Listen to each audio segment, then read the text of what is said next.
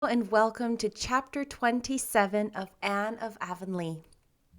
I know it's kind of been a while since I have read. One of the reasons is I have a lovely 4-year-old who, because of school not being in person right now, will not give me an opportunity to record. It's kind of the way it is. So here I am. He is upstairs. We'll see if I make it through. Chapter 27. An afternoon at the stone house. "Where are you going all dressed up, Anne?" Davy wanted to know. "You look bully in that dress." Anne had come down to dinner in a new dress of pale green muslin, the first color she had worn since Matthew's death. It became her perfectly, bringing out all the delicate, flower-like tints of her face and the gloss and burnish of her hair. "Davy, how many times have I told you that you mustn't use that word?" she rebuked. "I'm going to Echo Lodge." "Take me with you," entreated Davy. "I would if I were driving, but I'm going to walk, and it's too far for your 8-year-old legs. Besides, Paul is going with me, and I fear you don't enjoy yourself in his company." "Oh, I like Paul lots better than I did," said Davy, beginning to make fearful inroads into his pudding. "Since I've got pretty good myself, I don't mind his being gooder so much. If I can keep on, I'll catch up with him some day, both in legs and goodness. Besides, Paul's real nice to us second-primer boys in school. He won't let the other big boys meddle with us, and he shows us lots of games." How came Paul to fall into the brook at noon hour yesterday?" asked Anne. "I met him on the playground. Such a dripping figure that I sent him promptly home for clothes without waiting to find out what had happened." "Well, it was partly a accident," explained Davy. "He stuck his head in on purpose, but the rest of him fells in accidentally. We was all down at the brook, and Prilly Rogerson got mad at Paul about something. She's awful mean and horrid anyway, if she is pretty, and said that his grandmother put his hair up in curl rags every night. Paul wouldn't have minded what she said, I guess, but Gracie Andrews laughed, and Paul got awful red, 'cause Gracie's his girl, you know. He's clean gone on her. Brings her flowers and carries her books as far as the shore road. He got as red as a beet and said his grandmother didn't do any such thing and his hair was born curly. And then he sat down on the bank and stuck his head right into the spring to show him. Oh, it wasn't the spring we drank out of," seeing a horrified look on Marilla's face. "It was the little one lower down. But the bank's awful slippy and Paul went right in. I tell you, he made a bully splash." "Oh, Anne, I didn't mean to say that. It just slipped out before I thought. He made a splendid splash, but he looked so funny when he crawled out all wet and muddy. The girls laughed more'n ever, but Gracie didn't laugh. She looked sorry. Gracie's a nice girl, but she's got a snub nose. When I get big enough to have a girl, I won't have one with a snub nose. I'll pick one with a pretty nose like yours, Anne." "A boy who makes such a mess of syrup all over his face when he is eating his pudding will never get a girl to look at him," said Marilla severely. "But I'll wash my face before I go courting," protested Davy, trying to improve matters by rubbing the back of his hand over the smears. "And I'll wash behind my ears, too, without being told. I remember to this morning, Marilla. I don't forget half as often as I did, but—" and Davy sighed. "There's so many corners about a fellow that it's hard to remember them all. Well, if I can't go to Miss Lavender's, I'll go over to see Mr. Harrison. Mrs. Harrison's an awful nice woman, I tell you. She keeps a jar of cookies in her pantry a purpose for little boys, and she always gives me the scrapings out of her pan she's mixed up a plum cake. A good many plums stick to the sides, you see. Mr. Harrison was always a nice man, but he's twice as nice since he got married over again. I guess getting married makes folks nicer. Why don't you get married, Marilla? I want to know." Marilla's state of single blessedness had never been a sore point for her, so she answered amiably, with an exchange of significant looks with Anne, that she supposed it was because nobody would have her. But maybe you never asked anybody to have you, protested Davy. Oh, Davy, said Dora primly, shocked into speaking without being spoken to. It's the men that have to do the asking. I don't know why they have to do it always, grumbled Davy. Seems to me everything's put on men in this world. Can I have some more pudding, Marilla? You've had as much as was good for you, said Marilla, but she gave him a moderate second helping. I wish people could live on pudding. Why can't they, Marilla? I want to know. Because they'd soon get tired of it. I'd like to try that for myself, said skeptical Davy, but I guess it's better to have pudding only on fish and company days than none at all. They never have any at Milty Boulter's. Milty says when company comes his mother gives him cheese and cuts it herself. One little piece and one over for manners. If Milty Boulter talks like that about his mother, at least you needn't repeat it, said Marilla severely. Bless my soul! Davy had picked this expression up from Mr. Harrison and used it with great gusto. Milty meant it as a compliment. He's always proud of his mother, 'cause folks say she could scratch a living on a rock. I suppose them pesky hens are in my pansy bed again, said Marilla, rising and going out hurriedly. The slandered hens were nowhere near the pansy bed, and Marilla did not even glance at it. Instead, she sat down on the cellar hatch and laughed until she was ashamed of herself. When Anne and Paul reached the stone house that afternoon, they found Miss Lavendar and Charlotta the Fourth in the garden, weeding, raking, clipping, and trimming as if for dear life. Miss Lavendar herself, all gay and sweet in the frills and lace she loved, dropped her shears and ran joyously to meet her guests, while Charlotta the Fourth grinned cheerfully. "Welcome, Anne. I thought you'd come today. You belong to the afternoon, so it brought you. Things that belong together are sure to come together. What a lot of trouble that would save some people if only they knew it. But they don't. And so they waste beautiful energy moving heaven and earth to bring things together that don't belong. And you, Paul, why, you've grown. You're half a head taller than when you were here before." "Yes, I've begun to grow like a pigweed in the night, as Mrs. Lynde says," said Paul, in frank delight over the fact. "Grandma says it's the porridge taking effect at last. Perhaps it is. Goodness knows." Paul sighed deeply. "I've eaten enough to make anyone grow. I do hope, now that I've begun, I'll keep on till I'm as tall as father. He is 6 feet, you know, Miss Lavendar." Yes, Miss Lavendar did know. The flush on her pretty cheeks deepened a little. She took Paul's hand on one side and Anne's on the other, and walked on the house in silence.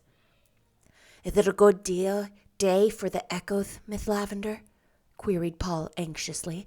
The day of his first visit had been too windy for echoes, and Paul had been much disappointed.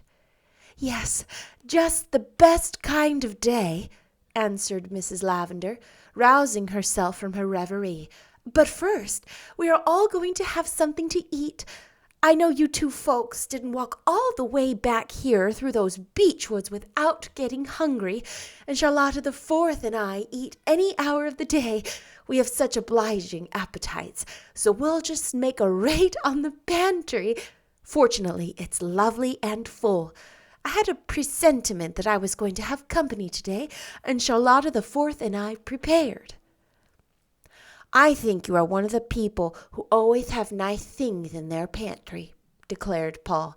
"Grandma's like that, too, but she doesn't approve of snacks between meals.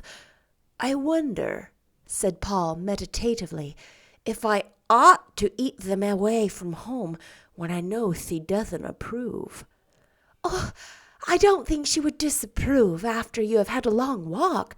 That makes a difference, said Miss Lavendar, exchanging amused glances with Anne over Paul's brown curls. I suppose that snacks are extremely unwholesome. That is why we have them so often at Echo Lodge. We, Charlotta the Fourth and I, live in defiance of every known law of diet. We eat all sorts of indigestible things whenever we happen to think of it, by day or night. And we flourish like green bay trees. We are always intending to reform. When we read any article in a paper warning us against something we like, we cut it out and pin it up on the kitchen wall so that we'll remember it.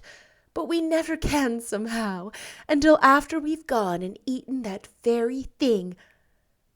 Well, Charlotta the Fourth has been known to have bad dreams after we have eaten doughnuts and mince pies and fruitcake before we gone to bed.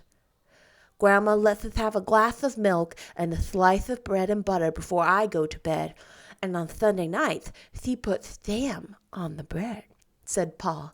So I'm always glad when it's Sunday night, for more reasons than one. Sunday's a very long day on the sore road. Grandma says it's all too short for her, and that Father never found Sundays tiresome when he was a little boy. It wouldn't seem so long if I could talk to my rock people, but I never do that because Grandma doesn't approve of it on Sundays. I think a good deal, but I'm afraid my thoughts are worldly. Grandma says we should never think anything but religious thoughts on Sundays.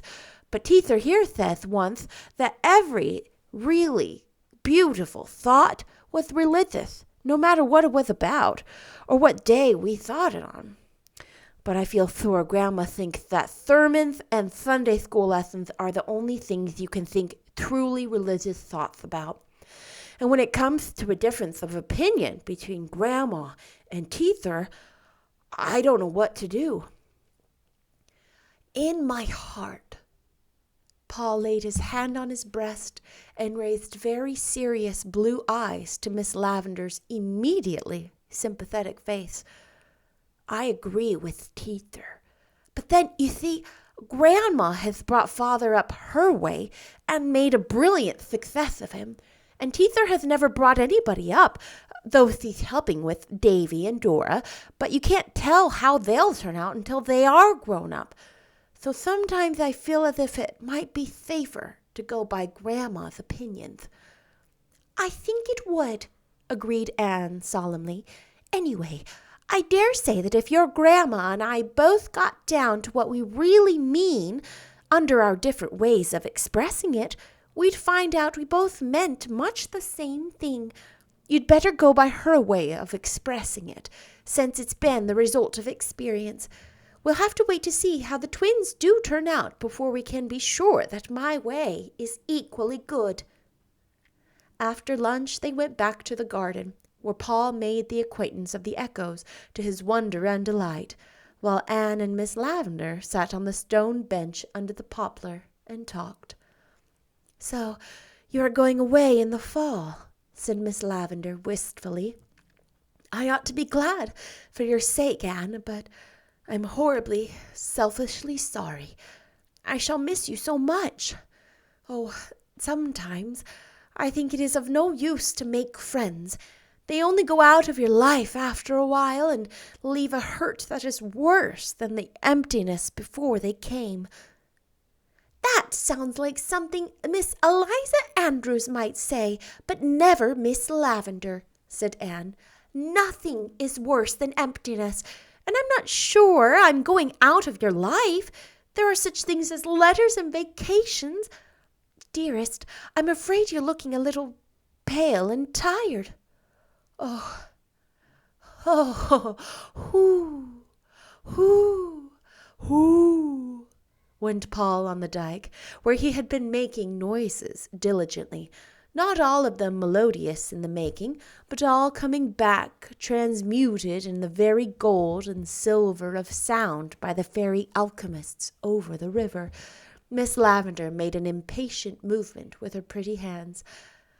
I'm just tired of everything, even of the Echoes.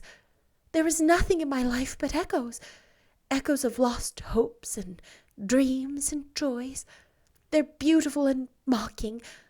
Oh, Anne, it's horrid of me to talk like this when I have company. It's just that I'm getting old, and it doesn't agree with me. I know I'll be fearfully cranky by the time I'm 60, but perhaps all I need is a course of blue pills. At this moment, Charlotta the Fourth, who had disappeared after lunch, returned and announced that the northeast corner of Mr. John Kimball's pasture was red with early strawberries, and wouldn't Miss Shirley like to go and pick some? "Early strawberries for tea!" exclaimed Miss Lavendar. "Oh, I'm not so old as I thought, and I don't need a single blue pill. Girls, when you come back with your strawberries, we'll have tea out here under the silver poplar. I'll have it all ready for you with home-grown cream." Anne and Charlotta the Fourth accordingly betook themselves back to Mr. Kimball's pasture, a green remote place where the air was as soft as velvet and fragrant as a bed of violets and golden as amber. "Oh, isn't it sweet and fresh back here?" breathed Anne. "I just feel as if I were drinking in the sunshine." "Yes, ma'am, so do I. That's just exactly how I feel too, ma'am," agreed Charlotta the Fourth, who would have said precisely the same thing if Anne had remarked that she had felt like a pelican of the wilderness.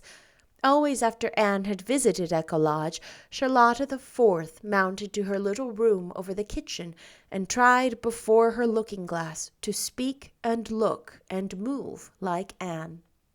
Charlotta had learned at school, and she fondly succeeded, but practice makes perfect, as Charlotta had learned at school, and she fondly hoped that in time she might catch the trick of that dainty uplift of the chin, that quick, starry outflashing of eyes, that fashion of walking, as if you were a bough swaying in the wind.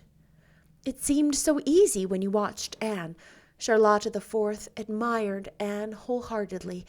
It was not that she thought her so very much handsome.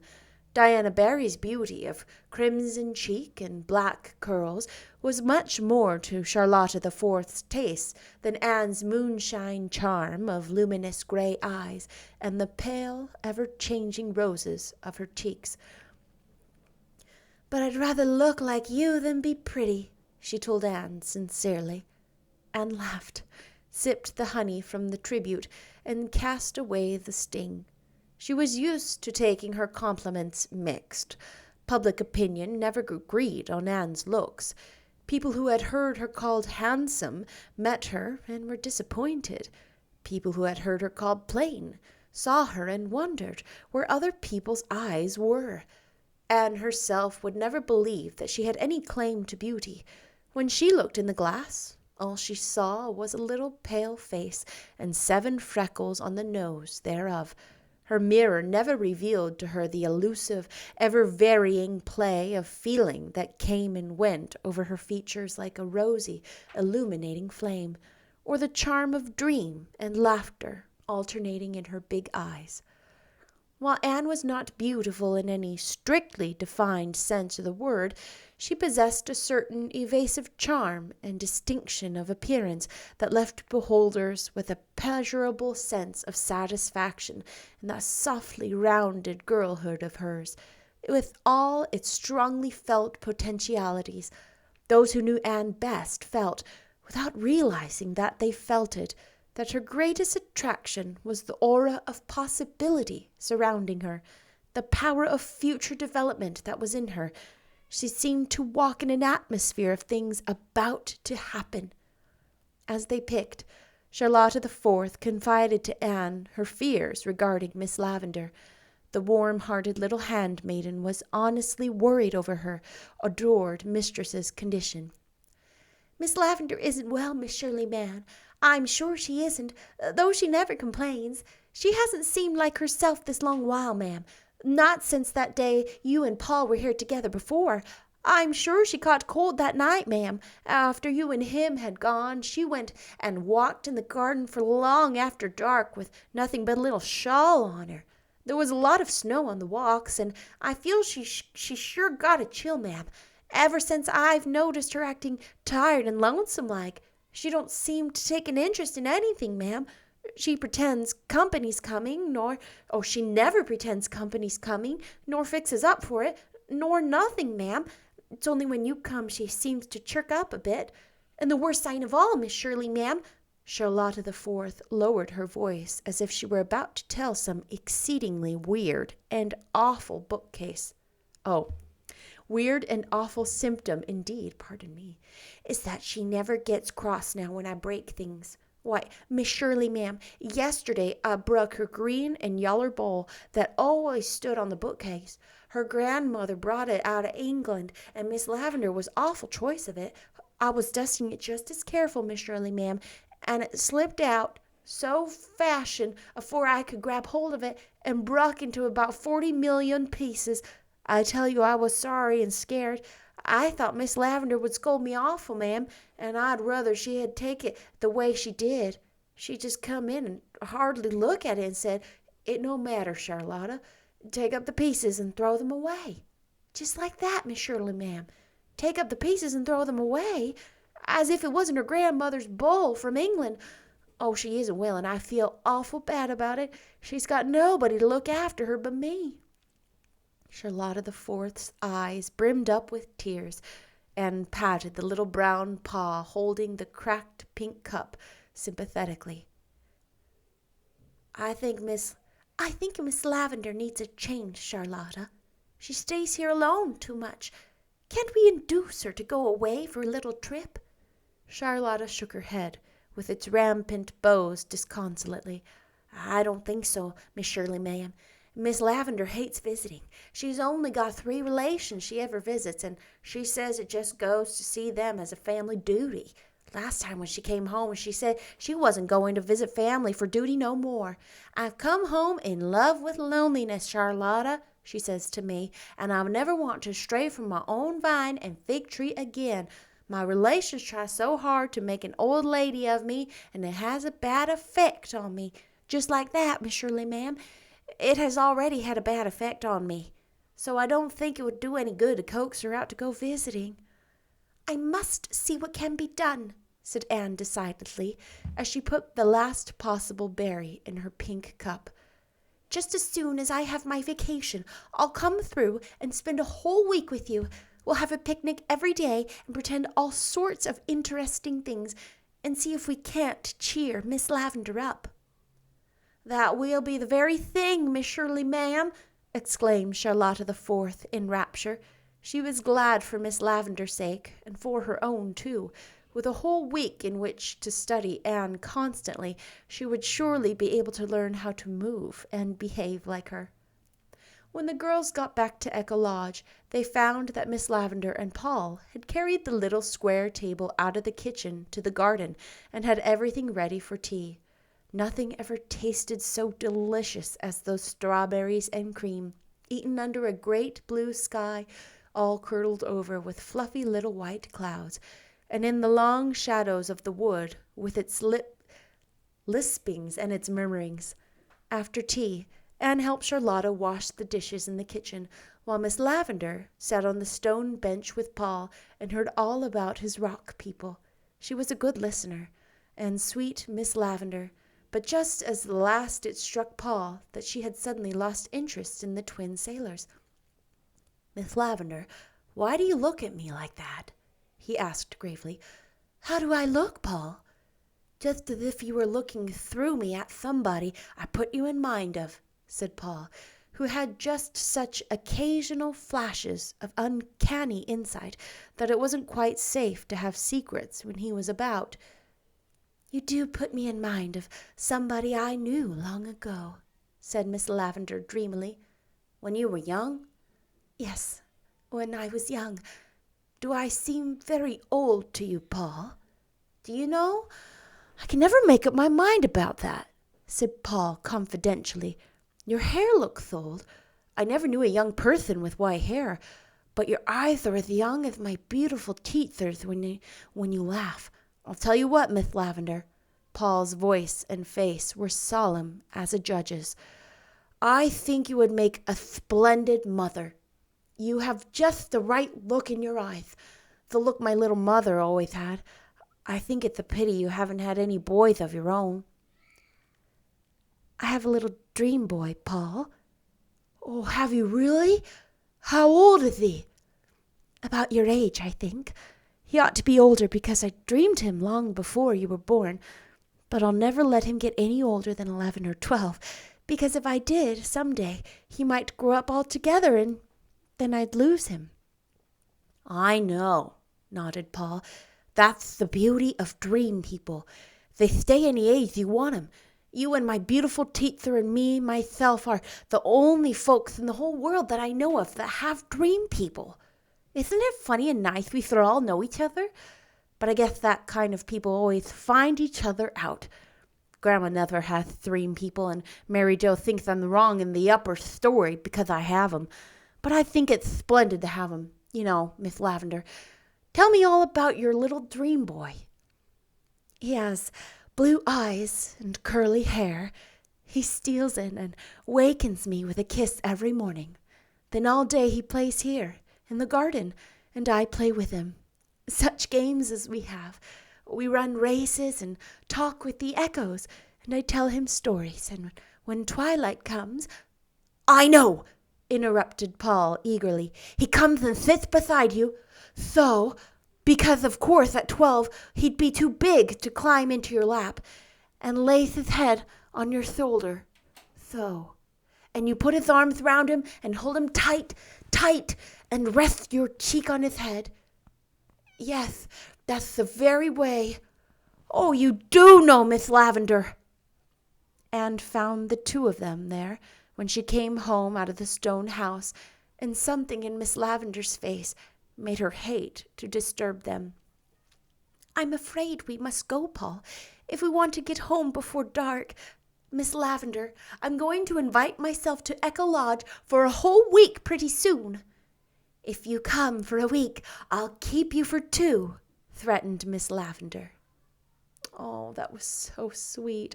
What a sweet chapter 27, and what sweet and sad yearning that Miss Lavender has, and the things that, as we can probably assume, she's been thinking while she looks at Paul, and the sweet intuitiveness that Paul has. Have you ever met an 11 or 12-year-old that is so much more adult than you would think? Or my 11 and 12-year-olds and younger, have you ever met an adult or a grown-up that somehow can think and get in the zone with you like a kid? I've always felt like I could do that. Like if they're playing a game, I could somehow understand the game and play it like they would play it. And it's really fun. It's magical. And some people have that magic. And some people have other skills in other areas. Like maybe they could make you something, cook you something, craft you something, bake you something. That's magical. I can't do that. That's not my skill. I will see you next time with chapter 28. The title is called The Prince Comes Back to the Enchanted Palace. Now remember, we only have 30 chapters in this book. So we only have chapter 28, 29, and chapter 30. And then we are done with Anne of Green Gables and on to The Great Gatsby. How you doing? My name is Tom, and my wife's name Daisy, and we'll see you with The Great Gatsby. See you later.